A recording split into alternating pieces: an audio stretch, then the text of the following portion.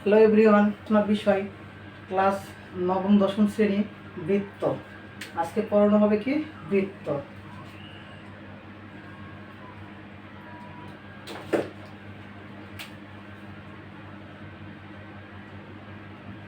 বৃত্ত কি circle. Circle তো বৃত্ত সম্পর্কে জানার জন্য প্রথমে আমাদের ভালোভাবে জানতে হবে কি বৃত্তের ব্যাস জানতে হবে, ব্যাসার্ধ জানতে হবে, জ্যা জানতে হবে। এগুলো আমরা যদি ভালোভাবে ক্লিয়ার জানা যায় তাহলে আমাদের বৃত্ত সম্পর্কে সকল কিছু সহজ হয়ে যাবে।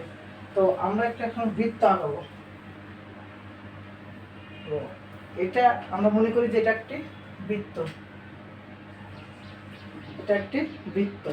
তো বৃত্তের এই কেন্দ্রকে কল করে এটা ঘোরানো হয়েছে। মনে করো যে বৃত্তের এটা কেন্দ্র, এটাকে কেন্দ্র করে এটাকে গোল করে ঘোরানো হয়েছে চারিদিকে। তো এটা বৃত্তেরকে এটাকে কি বলা হয়? কেন্দ্র বলা হয়। তো বৃত্তকে কেন্দ্র করে যে আমরা দৈর্ঘ্য বা চারিদিকে যে বিস্তার রয়েছে সেটাকে আমরা কি বলি? এটা বৃত্তের কেন্দ্রকে আমরা ও দ্বারা কল্পনা করলাম। কি দ্বারা কল্পনা করলাম? ও দ্বারা কল্পনা করলাম। তো এটাকে আমি নাম দিলাম এ, এটাকে দিলাম বি, এটাকে দিলাম সি, এটাকে দিলাম ডি, এটাকে দিলাম ই, এটাকে দিলাম এফ, এটাকে দিলাম জি। ও এ, ও বি, ও সি, ও ডি, ও ই, ও এফ, ও জি, এগুলো প্রত্যেকটা কি বলা হয়? এগুলোকে বলা হয় ব্যাসার্ধ। কি বলা হয় এগুলোকে?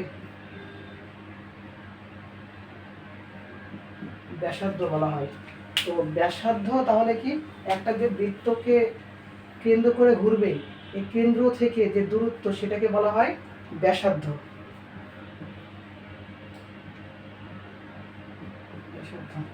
তো আর এই ব্যাসার্ধ এই পাশে, এই ব্যাসার্ধকে আমি দিলাম R1 আর এটাকে দিলাম R2। তাহলে এইখান থেকে এতটুকু দূরত্ব কি হবে? R সমান R1 যোগ R2।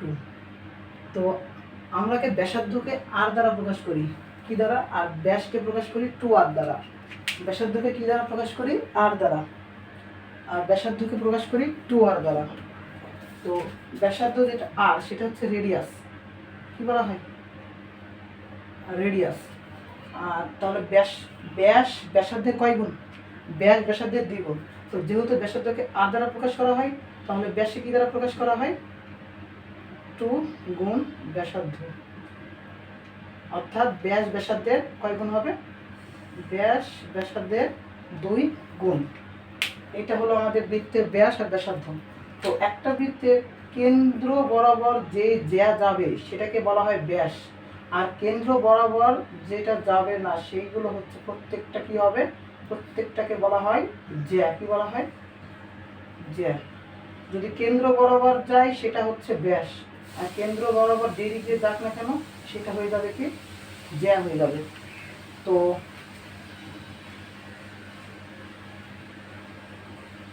বৃত্তের ভেতর দিয়ে অন্তর্লিখিত প্রত্যেকটি জ্যা অবশ্যই ব্যাসার্ধ থেকে কি হবে? ব্যাস থেকে কি হবে? ছোট হবে। ব্যাস থেকে কি হবে? ছোট হবে। অর্থাৎ প্রত্যেকটি অন্তর্লিখিত জ্যাগুলো অবশ্যই সেটা ব্যাস থেকে ছোট হবে। অর্থাৎ ব্যাসটা সবসময় জ্যা থেকে কি হবে? বড় হবে। আর ব্যাসটা সবসময় বড় হবে এবং জ্যাটা সবসময় ব্যাস থেকে ছোট হবে। এটা মনে রাখবা। তাহলে তোমার এই হলো ব্যাস, ব্যাসার্ধ, জ্যা।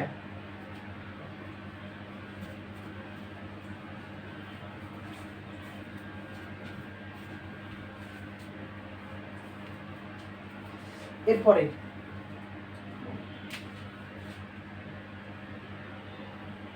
আমরা একটা বৃত্ত আঁকালাম, এটাকে কি কল্পনা করব? বৃত্ত। বৃত্তের এটাকে কি বলা হয়? কেন্দ্র বলা হয়। এটাকে কি বলা হয়? কেন্দ্র। তো এই যে চারিদিকে যে ঘূর্ণায়মান অবস্থা আছে এই পুরোটাকে বলা হয় পরিধি। কি বলা হয়? পরিধি। যেমন আমরা এটা একটা চতুর্ভুজ আঁকালাম, চতুর্ভুজের এই বাহু, এই বাহু, এই বাহু, এই বাহু, এই বাহু, চারটা বাহু যোগ করলে যে আমরা কি পাই? পরিসীমা। পরিসীমা পাই। তাহলে বৃত্তের চারিদিকে এই যে গোলাকার, এটাকে আমরা যদি সবগুলো মোট যোগ করি সেটাকে বলা হয়, মোট যোগ করলে সেটা হয় পরিধি। আমরা পরিধি সমান কি লিখতে পারি? পরিধি সমান লিখতে পারি 2πr। তো এটাকে পাই আমরা এভাবেও লিখতে পারি, অথবা এটাকে আমরা এইভাবেও লিখতে পারি।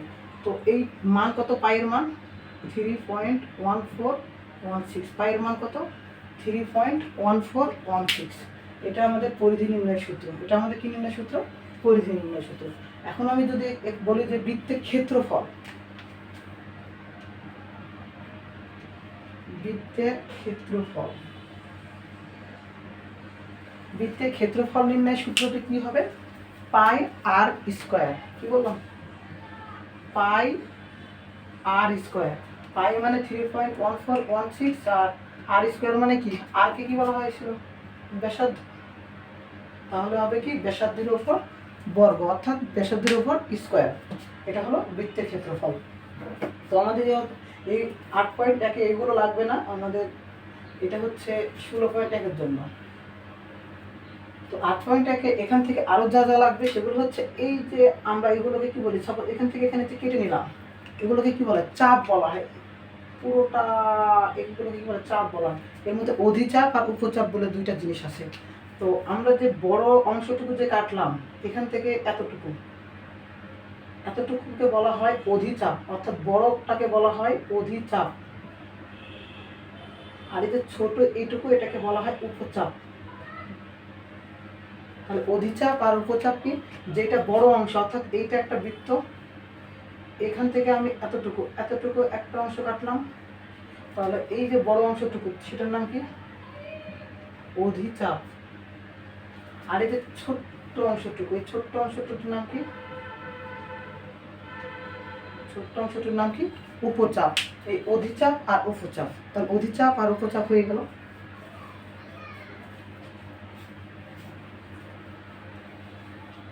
নেক্সট চাপ শেষ আমাদের। এরপরে জানতে হবে যে স্পর্শক ছেদক।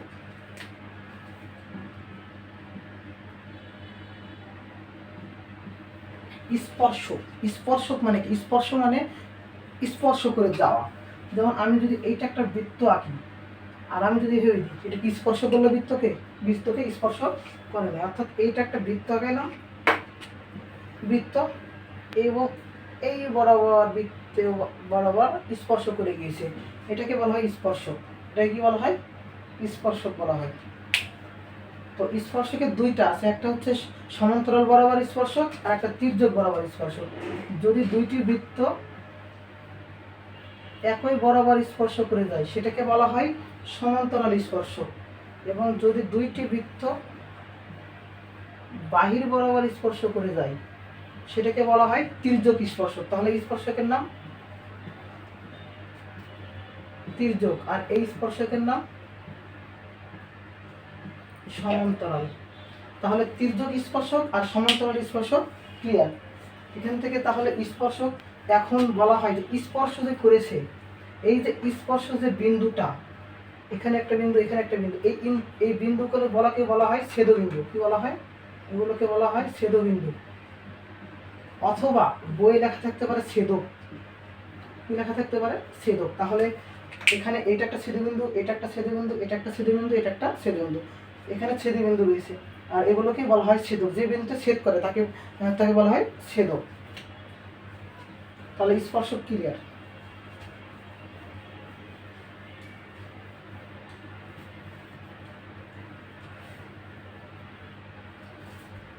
বৃত্তের আরো কয়েকটি অংশ রয়েছে যেগুলো অন্তর্লিখিত বলা হয়।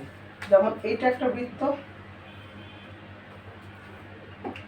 এইটা একটা বৃত্ত, এবং এই বৃত্তের ভেতরে এটা কেন্দ্র, এটা হলো এটা কেন্দ্র, এইটা। তো এখান থেকে যে কেন্দ্রটা রয়েছে, এই বা এখান থেকে যে কেন্দ্র, এখানে কেন্দ্রটা দিলাম, তো এখান থেকে যে দূরত্ব, এখান থেকে সেই দূরত্ব, অর্থাৎ এখানে আর একটা বৃত্ত উৎপন্ন করে। এখানে আর একটা বৃত্ত উৎপন্ন করে, অর্থাৎ একটা বৃত্তের ভিতরে আরেকটা বৃত্ত। তো এইখান থেকে যে পরিমাণ আমাদের ব্যাসার্ধ, এখান থেকে সেম পরিমাণ আমাদের ব্যাসার্ধ।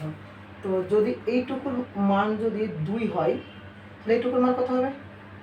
2। তাহলে এটা ছোট বৃত্তের ব্যাস কত? 4। বড় বৃত্তের ব্যাস কত? এখান থেকে এতটুকু বড় বৃত্তের ক্ষেত্রে ব্যাসার্ধ, আর এই পাশে কত আছে? 4। তাহলে ব্যাস কত হবে বড় বৃত্তের? ব্যাস হবে 4 যোগ 4 সমান সমান 8। তখন বড় বৃত্তের ব্যাস কত হবে? 8। আর ছোট বৃত্তের ব্যাস কত হবে? 4। সেম আরেকটা প্রশ্ন, এটা একটা বড় বৃত্ত, এই বৃত্তের মধ্যে এতটুকু ব্যাসার্ধ বিশিষ্ট আরেকটি বৃত্ত উৎপন্ন করা হলো, আরেকটি বৃত্ত অঙ্কন করা হলো। তাহলে একটা বড় বৃত্তের ভিতর আর একটা ছোট বৃত্ত কি করা হলো? অঙ্কন করা হলো। এখন এই ছোট বৃত্তের ব্যাসার্ধ আমি 2 দিলাম, তাহলে এইটুকু আমার কত হবে? 2। এবং বড় বৃত্তের ব্যাসার্ধ আমি বলে দিলাম যে 5। কত বললাম? 5 না, 5 না। আমি বড় বৃত্তের বললাম ব্যাসার্ধ 10। তো এখান থেকে এতটুকুর মান 10 যদি হয়, এখান থেকে এতটুকুর মান কত হবে? 10 হবে। কত হবে? 10 হবে। তাহলে এতটুকুর মান যদি 10 হয়, এখান থেকে এতটুকুর মান কত হবে? 10 হবে। তাহলে এখান থেকে এই ছোট বৃত্তের আমাদের ব্যাস কত? ব্যাসার্ধ তো 2, ব্যাস কত হবে? এখান থেকে এতটুকু ব্যাস হবে 4। ব্যাসার্ধ 2, এই পাশে ব্যাসার্ধ 2, তাহলে দুইটা মিলে ব্যাস কত হবে? 4 হবে। তাহলে এখান থেকে 4 হলো, এতটুকু দূরত্ব কত আমাদের আছে এখানে? মোট কত? এখান থেকে এতটুকু 10, মানে এখান থেকে এতটুকু কত হবে? 10 হবে। তার মধ্যে আমরা ছোট বৃত্তের জানি কত? 4। এতটুকু দূরত্ব কত হবে? 10 থেকে 4 বাদ সমান সমান 6। তাহলে এতটুকু দূরত্ব কত? 6। সিমিলার।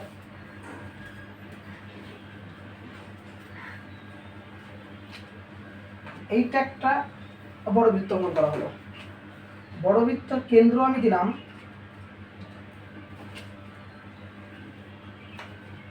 বড় বৃত্তের আমি কেন্দ্র দিলাম এখানে। তো আমি বললাম যে কেন্দ্র থেকে ব্যাসার্ধ 10। কত বললাম? 10। তো এখানে আমি বললাম যে এখানে আরেকটি যে বৃত্ত অঙ্কিত হয়, সে বৃত্তের ব্যাসার্ধ কত?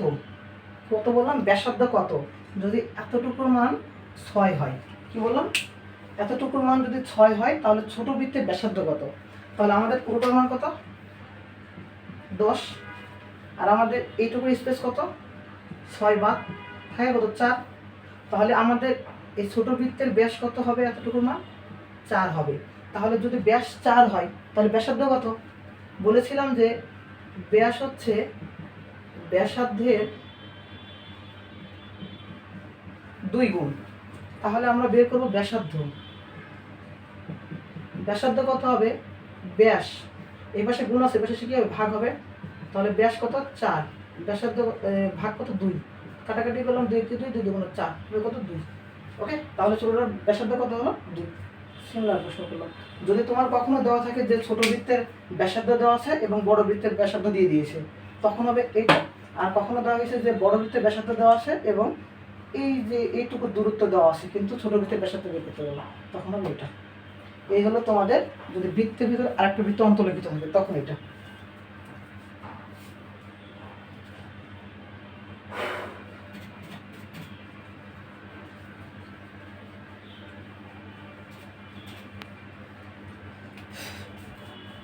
হ্যাঁ, নেক্সট। এখন এইটাকে আমি বৃত্ত কল্পনা করলাম। তো বৃত্তের ভেতরে এটা কি বললাম? কেন্দ্র। কি বললাম? এটাকে কেন্দ্র বললাম। তো এইটা কি? চাপ। আমি এখান থেকে কাটলাম, তাহলে চাপ হলো। তাহলে বলা হয়েছে যে উপপাদ্যে যে বৃত্তের একই চাপের ওপর উৎপন্ন বৃত্তস্থ কোণ। তাহলে এখান থেকে এই পুরোটা কি চাপ ধরলাম। তাহলে এখানে আমি একটা কোণ উৎপন্ন করলাম। একই চাপের ওপর উৎপন্ন কোণ, অর্থাৎ এই কোণটা কেন্দ্রস্থ কোণ। এটা কেন্দ্র কোণটা এইটা। এই কেন্দ্রে যে কোণ উৎপন্ন করে, অর্থাৎ এই কোণটা এই কোণের কত হবে? অর্থাৎ বৃত্তস্থ কোণ কেন্দ্রস্থ কোণের কত, আর কেন্দ্রস্থ কোণ বৃত্তস্থ কোণের কত।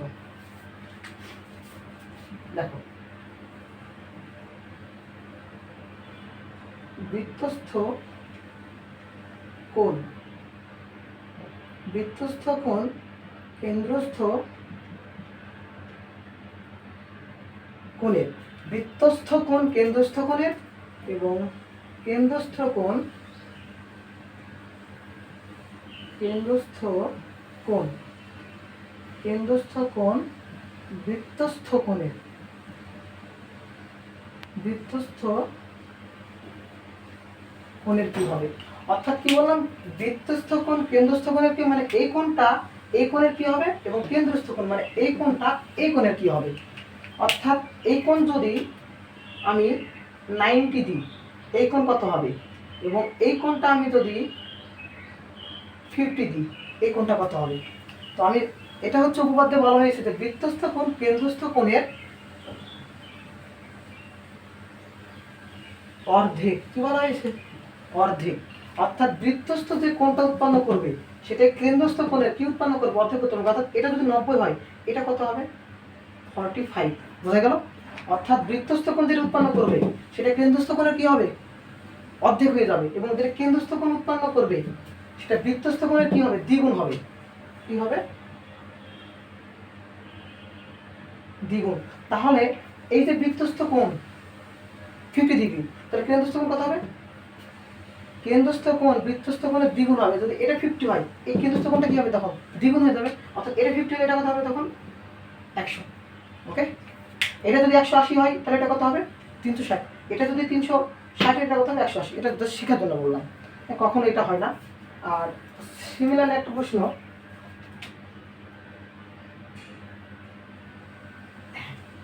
যে এখানে উৎপন্ন করলাম কি, তাহলে এখন হচ্ছে এটার আর কাজ নাই, বৃত্তস্থ কেন্দ্রস্থ শিখা শেষ।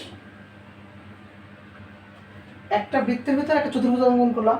তো বলা হয়েছে উপপাদ্যে যে বলা হয়েছে যে একই বৃত্তের ওপর উৎপন্ন যে কোণ উৎপন্ন করবে চতুর্ভুজের ক্ষেত্রে তার বিপরীত কোণ সমান হবে। কত হবে, সমান। অর্থাৎ এটা যদি 45 উৎপন্ন করে, এটা কত হবে, 45। এটা যদি 90 উৎপন্ন করে, এটা কি হবে, 90। ওকে, এই হলো তোমার বৃত্তস্থ কোণ আর কেন্দ্রস্থ কোণের সম্পর্ক থেকে বৃত্তস্থ এবং চতুর্ভুজের সম্পর্ক শেষ।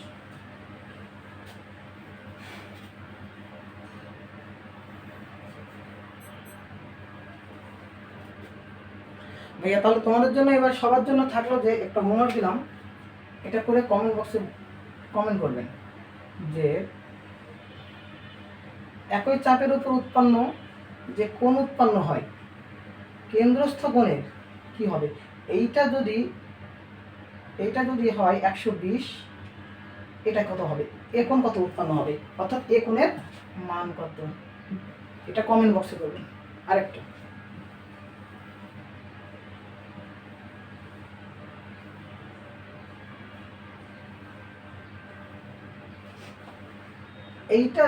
এইটা যদি 40 হয়, এইটা কত হবে। অর্থাৎ এখানে এ না দিই, এ তো দিয়েছি না, এটা বি দিই, তাহলে বি কোণ কত হবে। এই দুটা থাকলো তোমাদের হোমওয়ার্ক।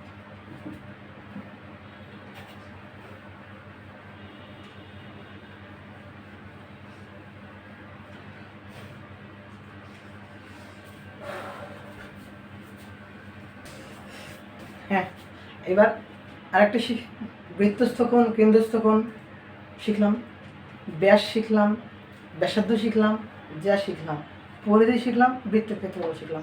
বৃত্ত সম্পর্কিত এখন বৃত্তের ভেতরে যেগুলো স্পর্শক, বহিঃস্পর্শক, অন্তঃস্পর্শক, তির্যক, সমান্তরাল সব শিখলাম। এখন কয়েকটা অঙ্কন শিখবো বৃত্ত থেকে, সবগুলো বৃত্ত থেকে শিখবো। বৃত্ত ধরেছে, বৃত্ত অধ্যায়টাকে আজকে নিয়ে আলোচনা করবো। তো এইটা একটা বৃত্ত, ইট ইজ নট বৃত্ত।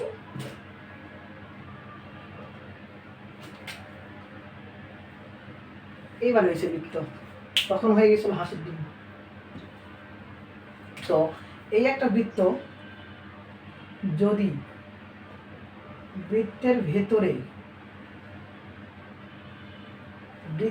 ভেতরে যদি একটা ত্রিভুজ উৎপন্ন করে, সেটা কি হবে, যদি এটাকে এ দিলাম, এটাকে বি দিলাম, এটাকে সি দিলাম।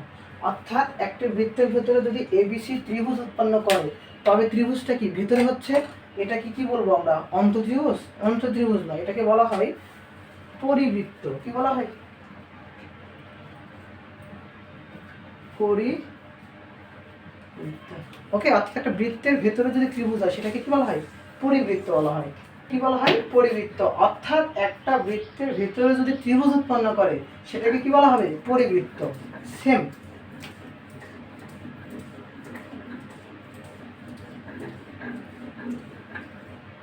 এটা একটা ত্রিভুজ, এটা একটা কি ত্রিভুজ। ত্রিভুজের ভেতরে, ত্রিভুজের ভেতরে এটাকে বৃত্ত কল্পনা করেন। এটা কি কল্পনা করবেন? বৃত্ত। ত্রিভুজের ভেতরে যদি বৃত্ত হয় তবে সেটাকে বলা হয় কি? অন্তবৃত্ত। কি বলা হয়? অন্ত অর্থাৎ ভেতরে, অন্তবৃত্ত। এই জায়গাটা একটু সমস্যা হয়েছে, এটাকে কি বলা হয়? অন্তবৃত্ত।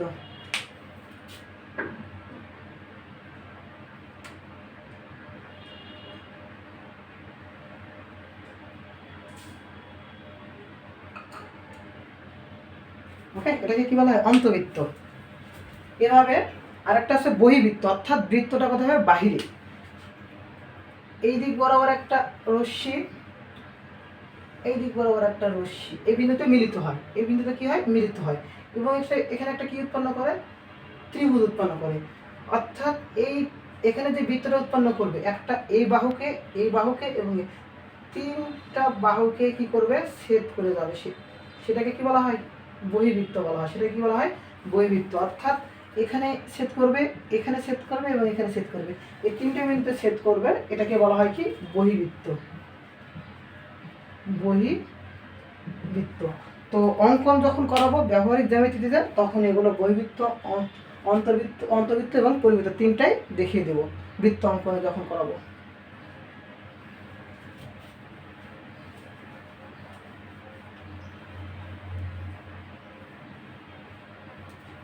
এরপরে এখন হচ্ছে প্রমাণ করব কয়েকটা প্রমাণ, যেগুলো হচ্ছে জাস্ট একটু হচ্ছে থিওরিটিক্যালি জানলে এমনি সবগুলো হয়ে যায়।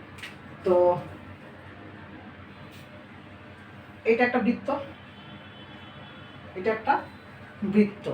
তো এই বৃত্তে এটা কেন্দ্র, এটা একটা কেন্দ্র।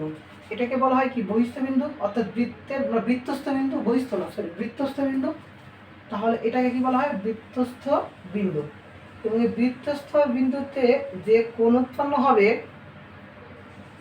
সেটা ব্যাস বরাবর দেখো ব্যাস, এই যে ব্যাস বরাবর আছে এটাকে আমরা ভূমি কল্পনা করব। কি কল্পনা করব? ভূমি কল্পনা করব। আর এখানে একটা সমকোণ আঁকাবো। কি আঁকাবো? সমকোণ। এখানে সমকোণ আঁকাবো, অর্থাৎ একটা লম্ব আঁকাবো। যদিও দেখা হয়েছে এটা এই বরাবর সোজা হবে, এটা একটা লম্ব আঁকাইলাম। তো নাম দিলাম, এটার নাম দিলাম ও, এটার নাম দিলাম এ, এটার নাম দিলাম বি, এটার নাম দিলাম C. O A B C, O A B C. অর্থাৎ এখানে দুইটা ত্রিভুজ উৎপন্ন হয়। কয়টা ত্রিভুজ? দুইটা ত্রিভুজ।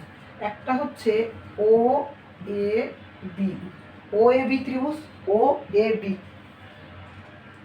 এই ত্রিভুজ। আরেকটা ত্রিভুজ ও ও বি সি, আরেকটা ত্রিভুজ কি? ও বি সি। দুইটা ত্রিভুজ উৎপন্ন হয়। তাহলে দুইটা ত্রিভুজ উৎপন্ন হয়। একটা ত্রিভুজ কি? ও এ বি ত্রিভুজ এবং ও বি সি ত্রিভুজ। অর্থাৎ ও এ বি ত্রিভুজ ও ও বি সি দুইটি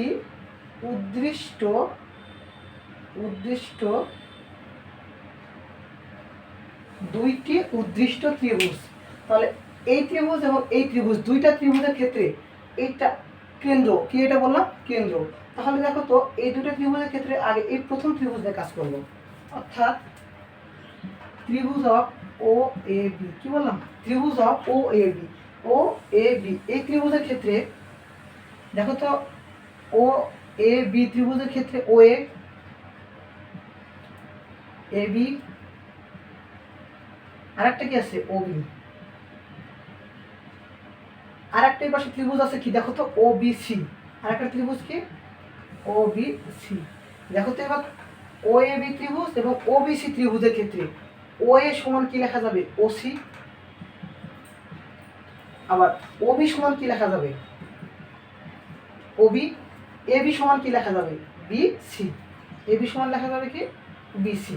অর্থাৎ আমরা ও এ বি একটা ত্রিভুজ, ও বি সি একটা ত্রিভুজ, দুইটা উদ্দিষ্ট ত্রিভুজ। দুইটা ত্রিভুজের ক্ষেত্রে ও এ ও C, O B O B, A B A B, sorry B C. ওকে, তাহলে কি হলো, এ বি ব্যাসার্ধ, বি সি ব্যাসার্ধ, দুইটা ত্রিভুজের ব্যাসার্ধ দুইটা সেম। ও এ ও সি দুইটা সমান, লম্ব দুইটা, ও বি দুইটি লম্ব, দুইটি লম্বই সমান, অর্থাৎ এই সত্য। সেমভাবে তোমাকে প্রশ্ন দেওয়া হবে যে এটা কেন্দ্র, এই কেন্দ্রে এই দিক দিয়ে বরাবর একটা জ্যা গেল এবং জ্যাতে যে ত্রিভুজ উৎপন্ন করলো, এবং এইটা আমি ধরলাম যে এই দুইটা জ্যায়ের কি মধ্যবিন্দু, অর্থাৎ এটার মধ্যে 2 হয়, এটার মানে কত হবে 2, অর্থাৎ মধ্যবিন্দু কল্পনা করলাম। এবং মধ্যবিন্দু থেকে সমদ্বিখণ্ডক, অর্থাৎ এখানে একটা লম্ব উৎপন্ন করলো। কি উৎপন্ন করলো, একটা লম্ব উৎপন্ন করলো। তো এই লম্বর ক্ষেত্রে আমি এটার নাম দিলাম ও, এটার নাম দিলাম এ, এটার নাম দিলাম বি, এটার নাম দিলাম সি। দুইটা কি ডিফারেন্ট আছে, আছে। চিত্র দুইটা ডিফারেন্ট, কিন্তু দুইটা চিত্রের ত্রিভুজ ভেতরটা দুইটা সেম। এটা ছিল ব্যাস বরাবর, আর এটা কি জ্যা বরাবর। অর্থাৎ এই ক্ষেত্রে আমরা ও এ সমান ওসি লিখতে পারবো, ও বি সমান অবিলম্ব লিখতে পারবো, এ বি সমান বিসি লিখতে পারবো। আচ্ছা, ও বি যে লম্বটা আছে, এখানে আমি এভাবে লিখতে পারবো না যে ও বি লম্ব এসি। অর্থাৎ এই চিহ্নকে কি বলা হয়, লম্ব চিহ্ন বলা হয়। কি চিহ্ন বলা হয়, লম্ব। অর্থাৎ এ আর সি লম্বটা কার, এ আর সি এর উপর লম্বটা কি, ও বি, মানে ও বি লম্বটা কার উপর অবস্থিত, এ আর সি এর উপর অবস্থিত। বুঝা গেছে? তাহলে তোমাদের এই দুইটা ত্রিভুজের মধ্যে কম্পেয়ার করে সেম প্রমাণ, সেম এভাবে প্রমাণ করতে হবে। ওকে,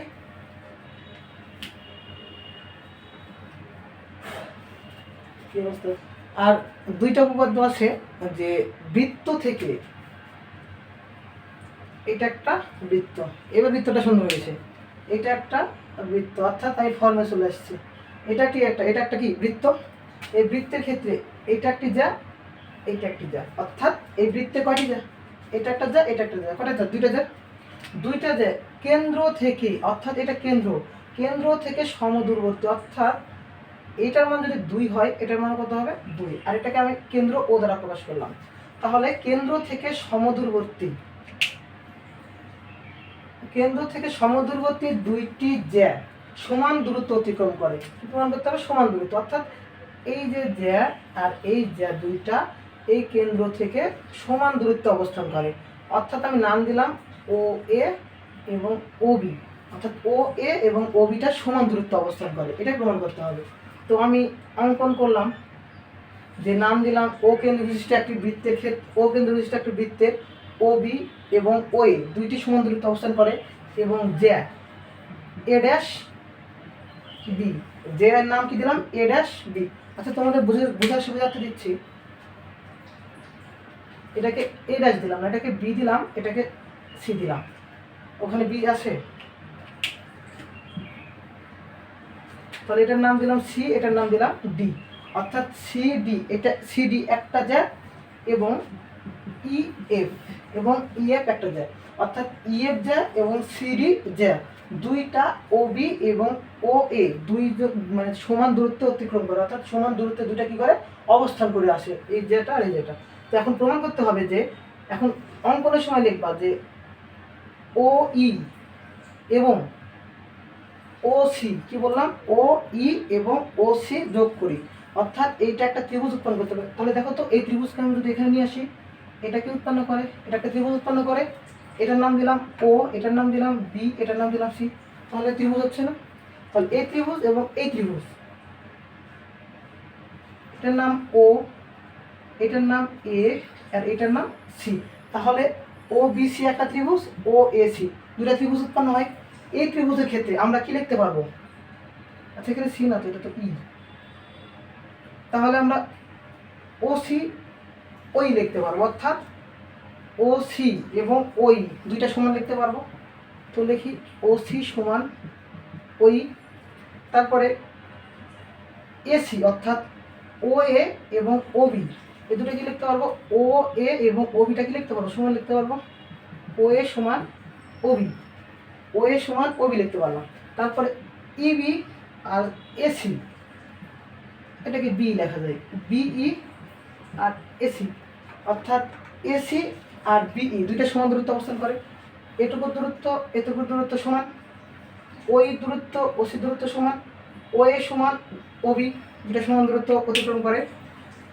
দেন এখন তো এবার সিডি জ্যা এবং ই এফ জ্যা, অর্থাৎ সিডি জ্যা, এই জ্যাটা ও এ লম্ব না, তাহলে ও এ লম্ব কার উপর আছে, সিডির ওপর। সেমভাবে সি ই এফ এর ওপর লম্বকে, ও বি লম্ব কার ওপর, ই এফ লম্ব কার ওপর, ও বি লম্বটা কার ওপর, ই এফ এর ওপর। এখন আমরা এটাকে এভাবে লিখতে পারবো যে সি ডি সমান হাফ এসি, মানে সি ডি এর অর্ধেক এসি, মানে সিডি যদি পুরোটার মান যদি 4 হয় তাহলে এসির মান কত হবে, 2 হবে, অর্থাৎ সিডি সমান কি লিখতে পারবো, half AC. Same EF, EF সমান কি লিখতে পারবো, ইএফ সমান হাফ বি, হাফ কি লিখতে পারবো, বিই। এই হলো তোমাদের প্রমাণ যে এখান থেকে বলা হয়েছে যে ও বি এবং ও এ দুইটা সমান জ্যা সমদূরবর্তী বা সমান দূরত্বে অবস্থান করে যখন ও বি আর ও এর মানটা সমান হবে, অর্থাৎ এইটা যখন সমান হয়।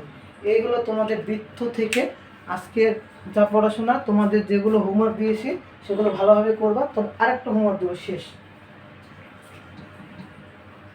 তোমাদের এটা কি ছিল, বৃত্তের সকল জ্যা সমান দূরত্বে অতিক্রম করে, অর্থাৎ এই জ্যা আর এই জ্যাটা কি ছিল, ও বি এবং ও এ বরাবর সমান দূরত্ব অতিক্রম করে। দুইটা উপপাদ্য ভালো করে দেখবা, এই দুটো থেকে পরীক্ষা আসে। 1 নাম্বার, বৃত্তের সকল জ্যা কেন্দ্র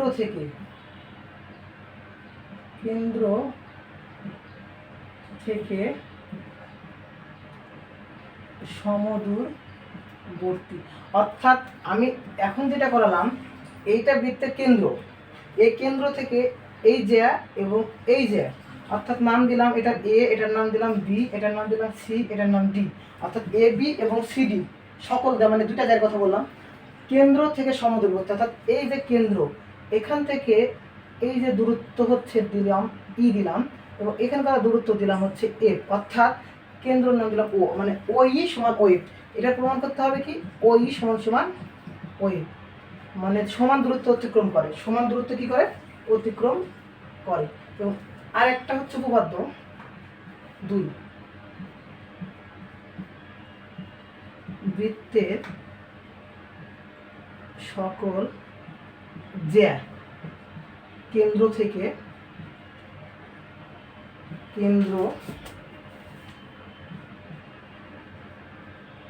থেকে